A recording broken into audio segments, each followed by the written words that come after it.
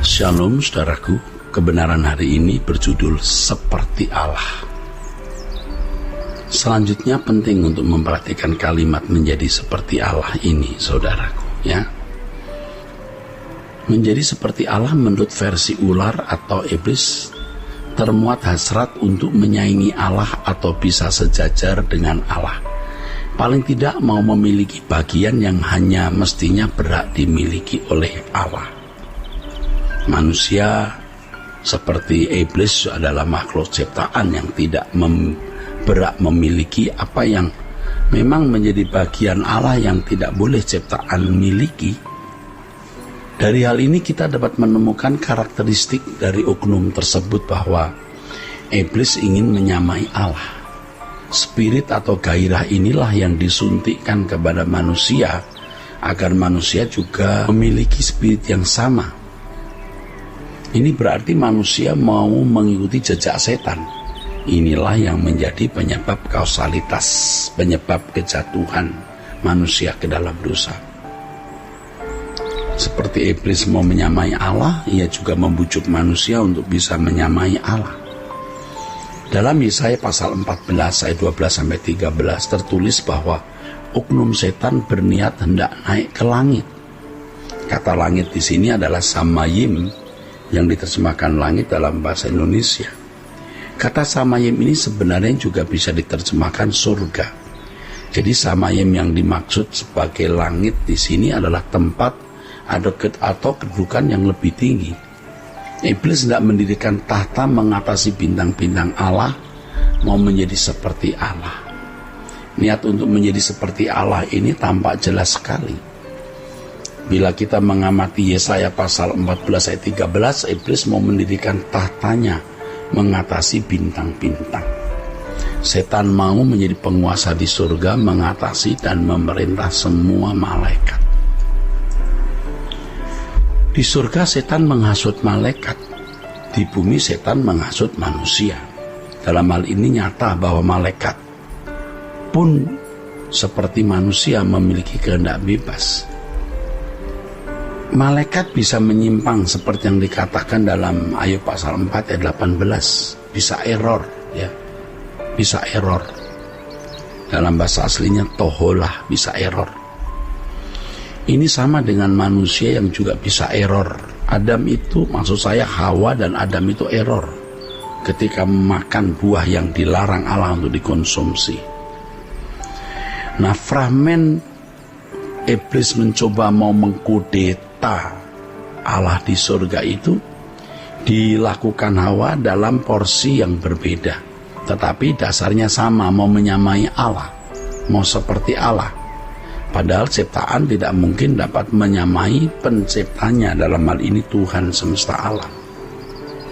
Dalam Yeskiel pasal 28 ayat 15 tertulis, engkau tak bercela di dalam tingkah lakumu sejak hari penciptaanmu sampai terdapat kecurangan padamu.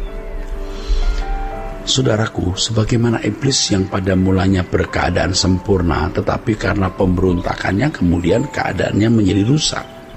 Demikian juga manusia, keadaan ideal seperti yang Allah rencanakan tidak terwujud pada keturunan Adam dan Adam sendiri tentunya setelah Adam jatuh dalam dosa. Ya, itulah sebabnya manusia dikatakan kehilangan kemuliaan Allah. Sebenarnya pada mulanya sulit untuk memastikan siapakah ular itu karena kitab Kejadian tidak menunjukkan bahwa ular itu adalah iblis atau siapa begitu. Tetapi dari spirit, dari gairahnya yang tertuang dalam Yesaya 14 ayat 12-19, Yeskiel 28 ayat 12-19, tampak sekali bahwa oknum itu memang adalah setan, ya, iblis yang pernah memberontak kepada Allah dan terus dalam pemberontakan kepada Allah. Selanjutnya ketika sudah terbukti bahwa Adam berdosa karena bujukan ular, Allah mengutuk ular. Tentu ular di situ bukanlah ular dalam arti binatang secara harfiah, melainkan Allah mengutuk suatu oknum yang telah membujuk manusia untuk melanggar kehendak Allah. Kutukan itu berbunyi, dengan perutmu lah engkau akan menjalar dan Debu tanahlah akan kau makan seumur hidupmu. Kalimat tersebut sebenarnya kalimat yang figuratif. Artinya bahwa iblis akan dibuang ke bumi, akan dibuang di bumi.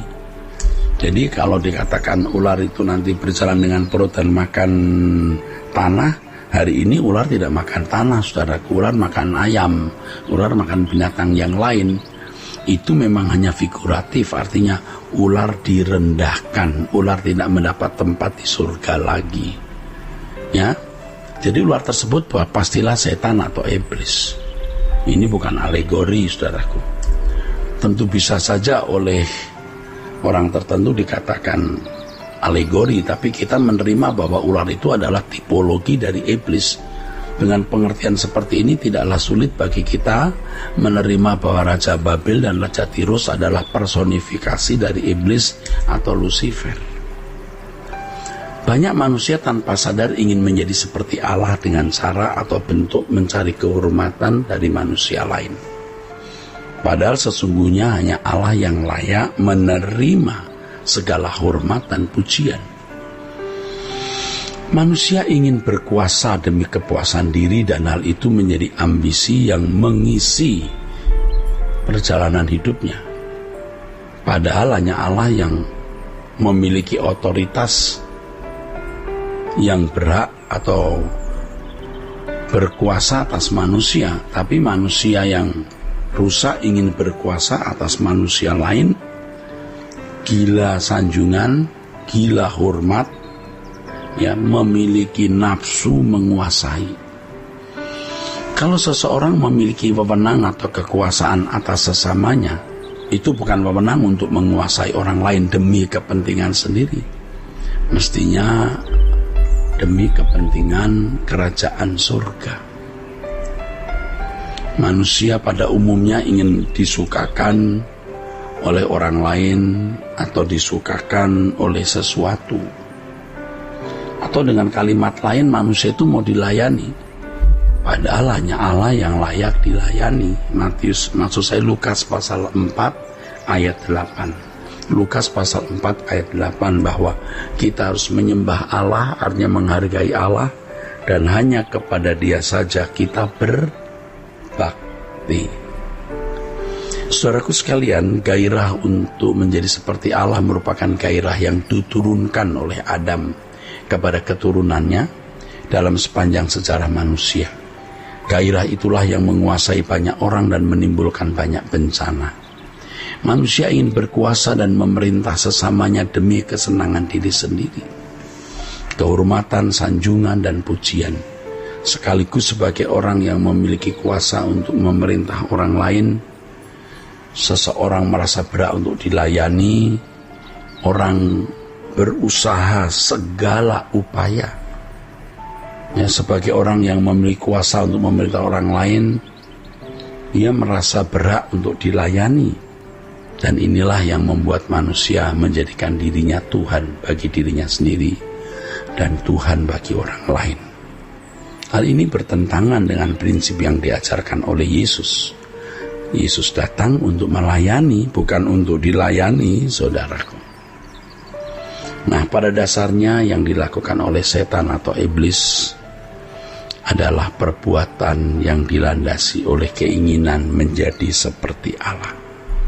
Dan hal itu atau hal ini tertular pada manusia. Keselamatan dalam Yesus Kristus bermaksud mengubah gairah yang salah ini menjadi gairah seorang makhluk ciptaan yang melayani penciptanya dengan benar.